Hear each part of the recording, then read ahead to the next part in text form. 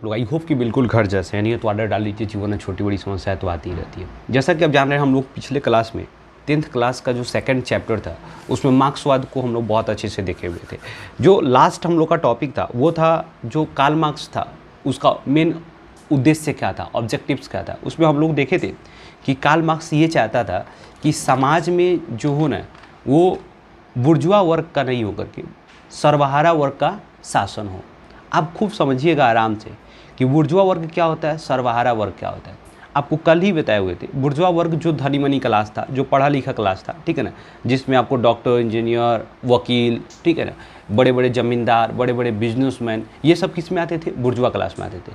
तो Karl Marx ये चाहता था कि ये जो हम अभी का जो समाज है ना वो बुर्जुआ वर्ग का उस पर वर्चस्व है। जो सरकार भी बना हुआ है ये बुर्जुआ वर्ग का ही सरकार है, लेकिन हम लोग इसको बदलेंगे, ठीक है ना, बदल करके क्या लाएंगे, सर्वहारा वर्ग का सरकार लाएंगे जिसमें गरीबों का सरकार होगा और ये गरीबों के इंटरेस्ट के लिए काम करेगा, उसके भलाई के लिए काम करेगा, ठीक है ना। तो इतना जो है ना हम लोगों ने बहुत अच्छे से क्लियर किया हुआ था। कार्ल मार्क्स ने क्या किया, कौन कौन सी पुस्तकें लिखी थी, कौन सी पत्रिकाएँ लिखी थी, ये जो है ना बहुत इंपॉर्टेंट है, एग्जाम में हमेशा पूछते रहता है, तो थोड़ा सा आप उसको याद करके रखिएगा, ठीक है ना। अब आज का जो बात है, फिर कार्ल मार्क्स ने जो ये विचार दिया ना भाई साहब, पूरे दुनिया में एकदम बिल्कुल बवाल मचा दिया, ठीक है।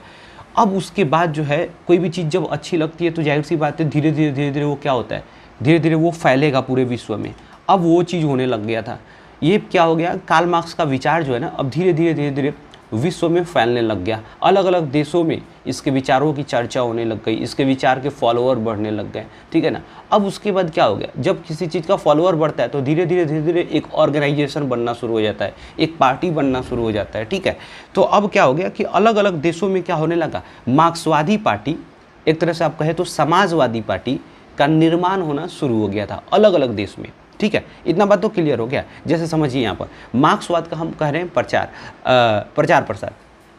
अब मार्क्सवाद क्या है, मार्क्सवाद क्या है, तो मार्क्सवाद का मतलब ये हुआ कि कार्ल मार्क्स का जो समाजवाद के प्रति विचारधारा था उसी को मार्क्सवाद कहा गया।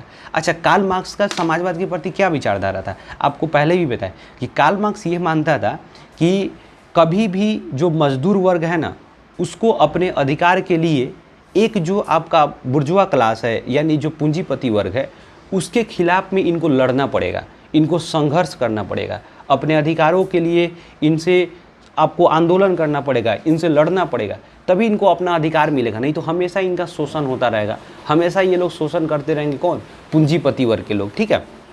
तो इस तरह क्या होने लग गया कि इसके विचारों का समर्थन बहुत मिलने लग गया और ये धीरे धीरे फैलने लग गया। इसी को कहा गया मार्क्सवाद कहा गया, ठीक है।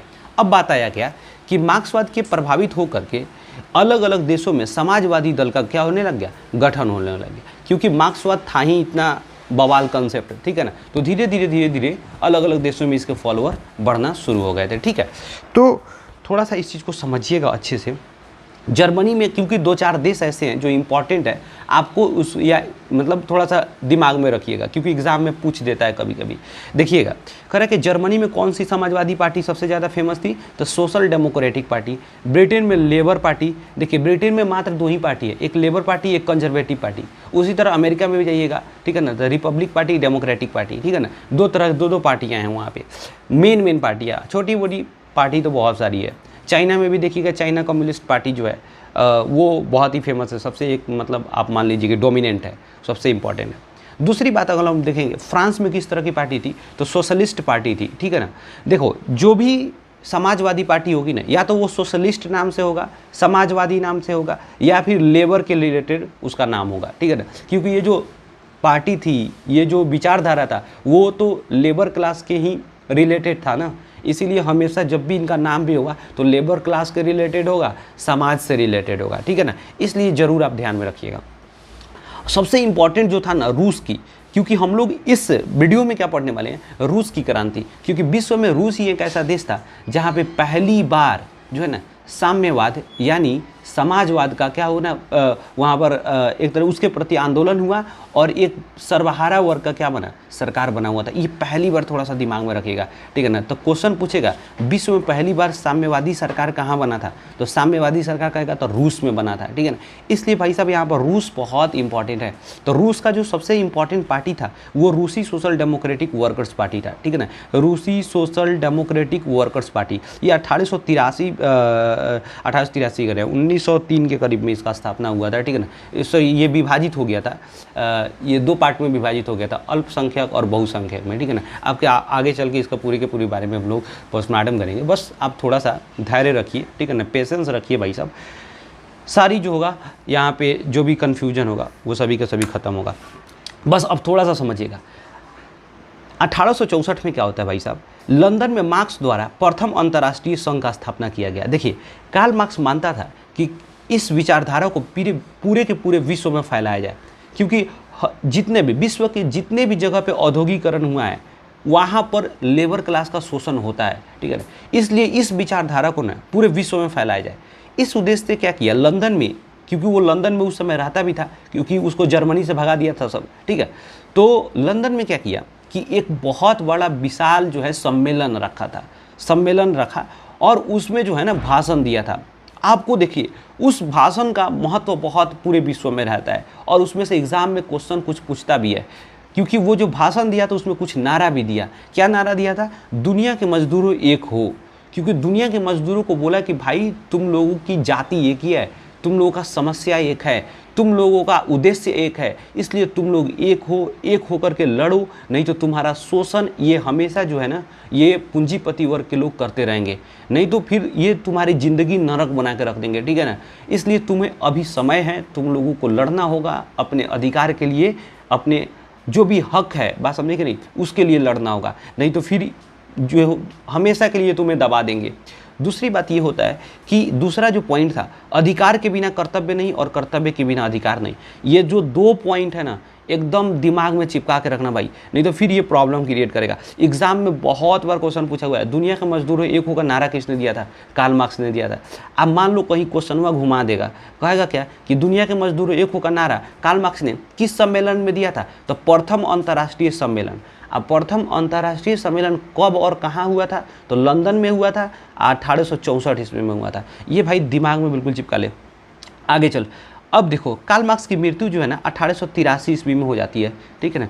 अब कार्ल मार्क्स की जब मृत्यु हो गई तो फिर उसके विचारधारा को आगे कौन बढ़ाएगा, तो फिर उसके फॉलोअर्स थे वो बढ़ाएं। आप देखिएगा कि कार्ल मार्क्स की मृत्यु के बाद 1889 ईस्वी में द्वितीय अंतर्राष्ट्रीय संघ पेरिस में किया जाता है। द्वितीय अंतर्राष्ट्रीय संघ कहाँ किया जाता है, पेरिस में किया जाता है।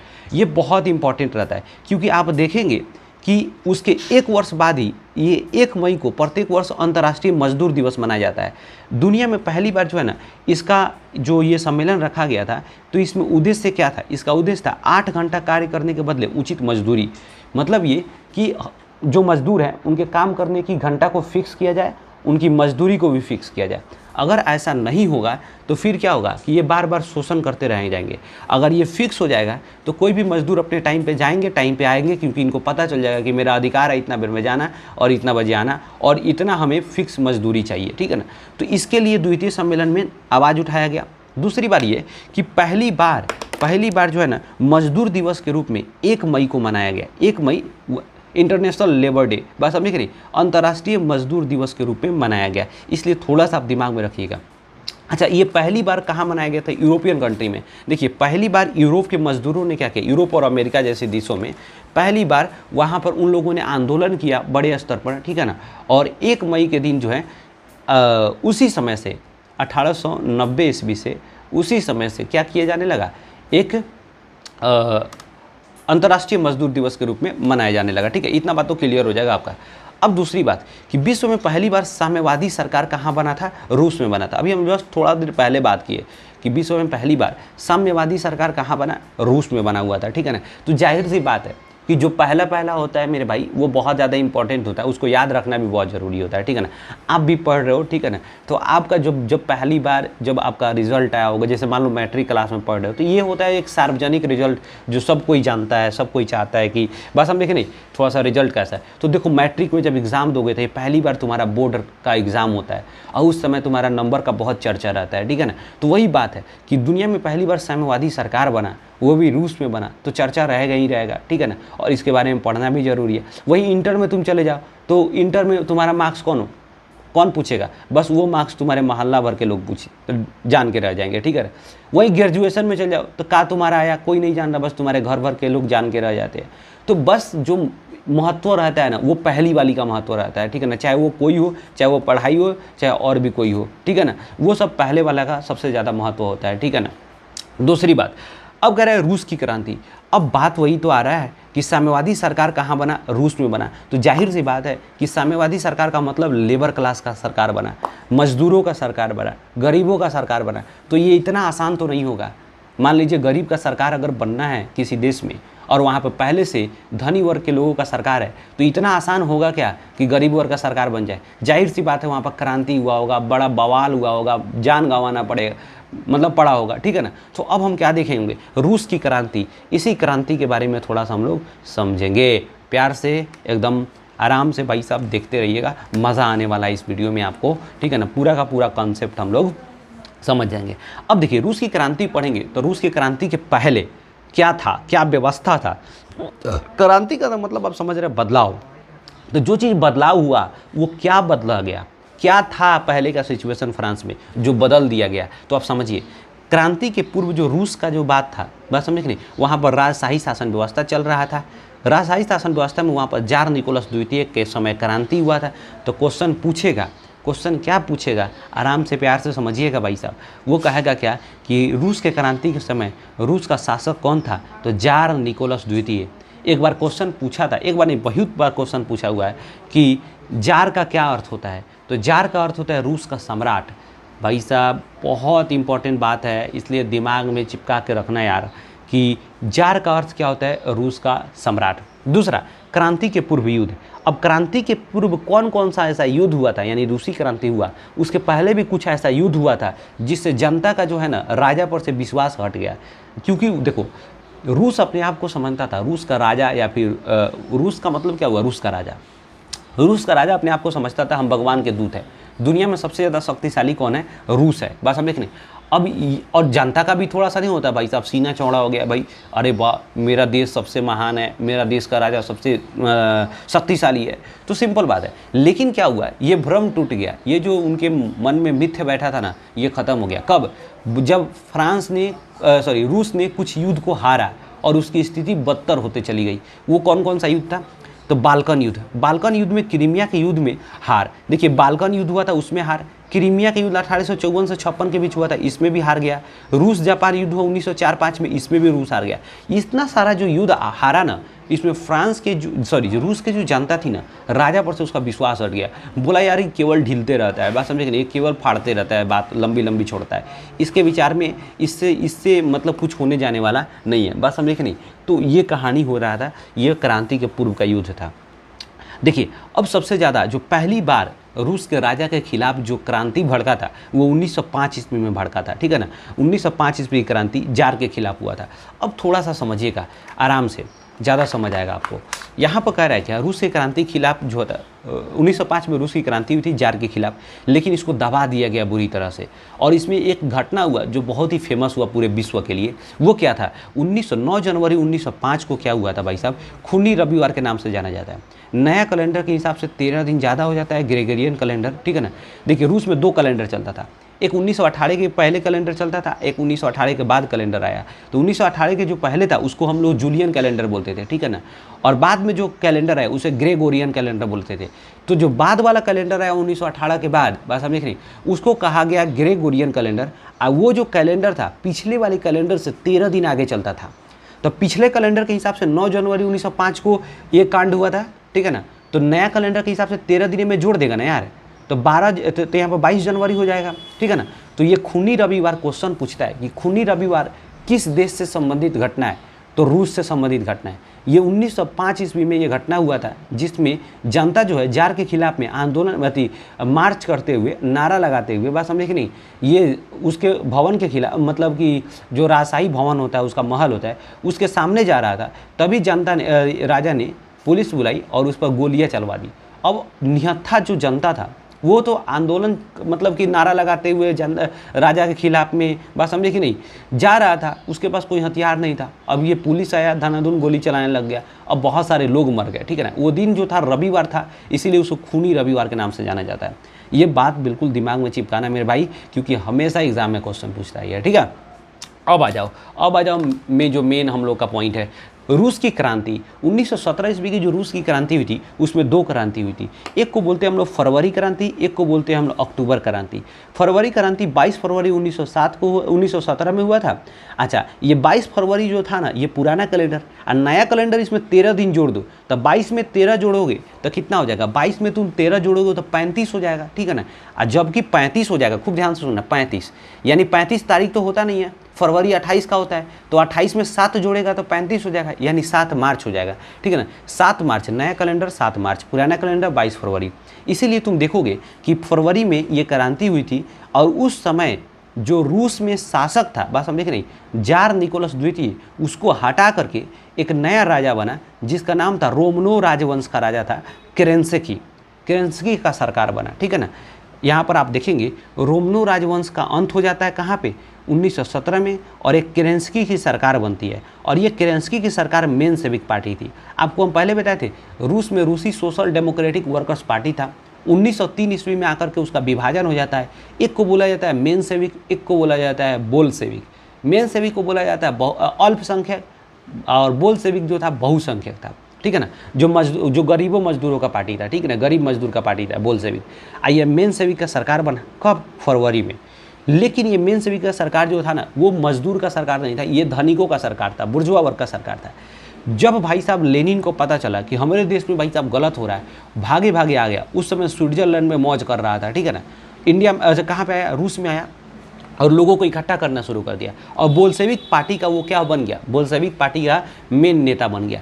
और वो अक्टूबर में क्रांति कर दिया। अक्टूबर में सभी लोगों को भड़का कर क्या कर दिया, कांड कर दिया, ठीक है ना। इसीलिए इसको अक्टूबर की क्रांति कहा जाता है। अक्टूबर की क्रांति किस सरकार के खिलाफ थी, तो केरेंस्की सरकार के खिलाफ थी, ठीक है ना। उसका नेतृत्व अक्टूबर की क्रांति या बोल्शेविक क्रांति भी कहा जाता है। बोल्शेविक क्रांति का नेतृत्व कौन कर रहा था, तो लेनिन कर रहा था। दिमाग में रखना, लेनिन कर रहा था, ठीक है ना। और ये जो क्रांति कब हुई थी, तो 25 अक्टूबर 1917 को हुआ था। अच्छा, अक्टूबर जो महीना होता है वो 30 का महीना होता है। आप देखेंगे तो 31 का महीना होता है, ठीक है ना। तो आप देखेंगे 13 दिन आगे बढ़ा देंगे तो 7 नवंबर हो जाएगा, ठीक है ना। और लेनिन का सरकार का स्थापना होता है इस बोल्शेविक क्रांति में, बात समझे कि नहीं। तो रूस की क्रांति जो वास्तविक क्रांति थी वो बोल्शेविक क्रांति थी। इतना तो क्लियर हो गया। एग्जाम में क्वेश्चन घुमा घुमा के पूछेगा, दिमाग घुमा देगा तुम्हारा, ठीक है ना। तुम नहीं समझे रहोगे तो इधर उधर कर जाएगा दिमाग, तुम्हारा गलती मार के आ जाओगे, ठीक है ना। तो इसलिए दिमाग में रखना, अक्टूबर की क्रांति को हम लोग क्या कहते हैं, बोल्शेविक क्रांति। अक्टूबर की क्रांति को बोल्शेविक क्रांति इसलिए कहते हैं क्योंकि ये बोल्शेविक पार्टी के द्वारा किया गया था। बोल्शेविक पार्टी का मुख्य नेतृत्व कौन कर रहा था, लेनिन कर रहा था। इसलिए अक्टूबर की क्रांति में किसकी सरकार बनी, बोल्शेविक पार्टी की सरकार बनी, यानी लेनिन की सरकार बनी। और रूस का प्रेसिडेंट कौन बन गया, लेनिन बन गया, राष्ट्रपति लेनिन बन गया। भाई साहब इतना तो क्लियर हो गया एकदम बिल्कुल बवाल तरीका से। अब समझो थोड़ा सा, कुछ और भी घटना हुआ था। अब जाहिर सी बात है कि रूस में किसका सरकार बन गया, बोल्शेविक पार्टी का सरकार बन गया, गरीबों का पार्टी बन गया, सरकार बन गया, लेनिन का सरकार बन गया। अब जो बाकी जो पार्टी मेंशेविक पार्टी है, ठीक है ना, वो इसके खिलाफ षड्यंत्र रचना शुरू कर दिया कि किस तरह लेनिन के सरकार को गिरा दिया जाए, ठीक है ना। अब इसलिए इसके लिए वो इधर उधर करना, षड्यंत्र रचना शुरू कर दिया। और 1918 में बाहर के भी पुलिस आ गए, मतलब जो केरेंस्की सरकार थी, मेंशेविक पार्टी थी, वो बाहर के देश से क्या हेल्प लेना शुरू कर दिए कि किस तरह लेनिन के सरकार को गिरा दिया जाए, ठीक है ना। अब देखिए, अब थोड़ा सा समझिए, बाहर के भी जो देश थे ना, अमेरिका, इंग्लैंड वाला, ठीक है ना, ये सब भी इसको हेल्प करना शुरू कर दिया। किसको, रूस के जो अन्य पार्टी था, अन्य पार्टी का मतलब जो मेंशेविक पार्टी था उसको, किसके खिलाफ में, लेनिन के खिलाफ में। अब वहाँ की भी सैनिक किसी भी तरह से घुसपैठ कर दिया है रूस में, और उसमें बवाल मचाने लग गया। तो लेनिन ने क्या किया कि एक पुलिस बनाया, बात समझे कि नहीं। पुलिस क्या बनाया, उस पुलिस का नाम रखा चेका नामक पुलिस संगठन का स्थापना किया, बात समझे कि नहीं।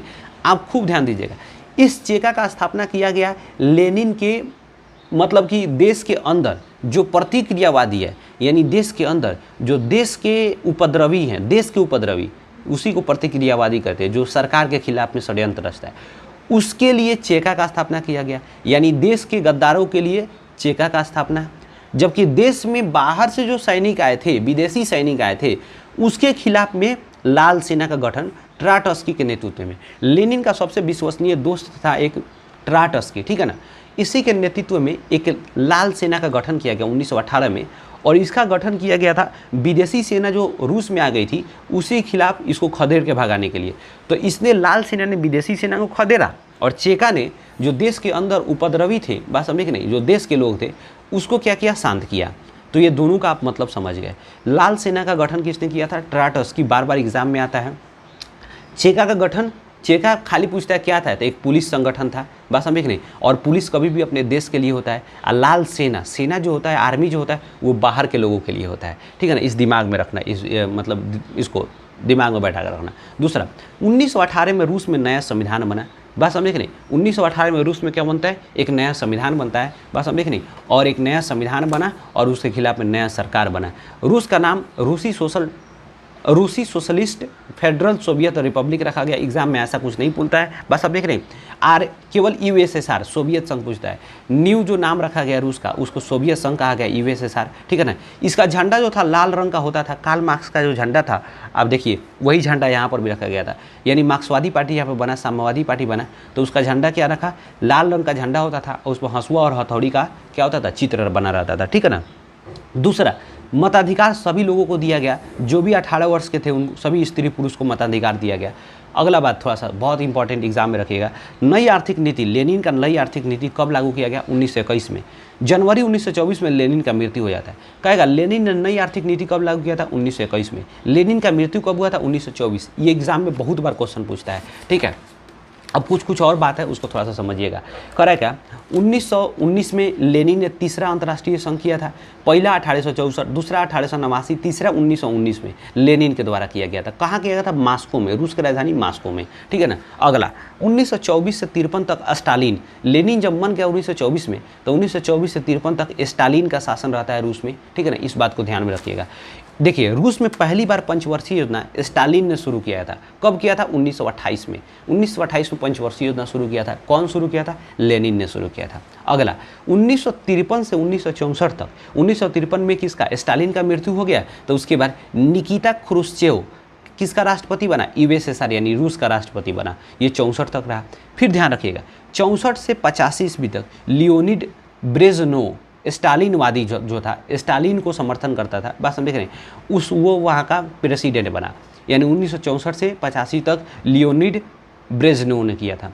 अब मेन जो था ना, हई था, देखिए स्टालिन, लेनिन, स्टालिन और ये मिखाइल गोर्बाचेव, ये तीन वो का याद रखिएगा। 1985 में मिखाइल गोर्बाचेव जो उदारवादी नेता थे, स्टालिन या लेनिन को समर्थन नहीं करते थे, वो क्या बने, रूस के प्रेसिडेंट बने, यानी रूस के क्या बने, राष्ट्रपति बने। और उन्होंने आकर के उदारवादी नीति अपनाया। बात समझे कि रूस में समस्या चल रही थी, उसको निदान करने के लिए वो फ्री कर दिया सभी लोगों को। और उसके वजह से क्या हुआ, यूएसएसआर में बहुत सारा कांड हुआ, जिसकी वजह से यूएसएसआर टूट गया, ठीक है ना।